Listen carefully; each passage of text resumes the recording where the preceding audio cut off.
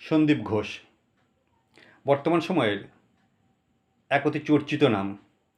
এনার সম্বন্ধে বলার আর হয়তো কিছু অপেক্ষা রাখে না, কারণ প্রত্যেক দিনের যে কোনো সংবাদপত্রের প্রথম পাতাতেই এনার দুর্নীতির খবর দেখবেন বেশ বড় বড় হরপে লেখা থাকছে।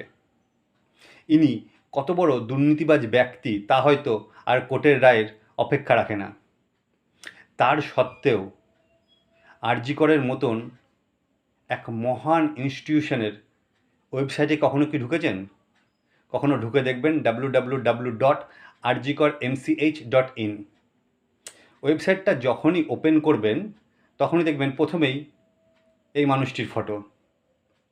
ওয়েবসাইটের অ্যাডমিনিস্ট্রেশন সেকশনে যাবেন, সেখানে দেখবেন principal, medical superintendent, dean of student affairs, সকলের নাম চেঞ্জ করা হয়েছে।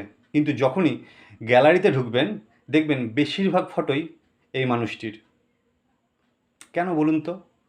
যে মানুষটি এত দুর্নীতিগ্রস্ত সেই মানুষটির ফটো এখনও কেন এত বড় একটি স্বনামধন্য ইনস্টিটিউশনের ওয়েবসাইটে থাকবে? আমি ওয়েবসাইট ডেভেলপার তথা প্রশাসনের দৃষ্টি আকর্ষণ করে বলবো, এই মানুষটির ফটো প্রত্যেকটা ক্ষেত্র থেকে যেন ডিলিট করে দেওয়া হয়। কারণ এরকম একটি দুর্নীতিগ্রস্ত মানুষ এত বড় একটি সংস্থার, এত বড় একটি ইনস্টিটিউশন, ভারতের বুকে এত বড় একটি স্বনামধন্য মেডিকেল কলেজ তথা হসপিটালের নাম যেভাবে কুলসিত করেছে, যেভাবে মাটির তলানিতে ঠেকিয়ে দিয়েছে, সেই মানুষটির স্থান হয়তো এত বড় সংস্থার ওয়েবসাইটে থাকা কখনোই বাঞ্ছনীয় নয়।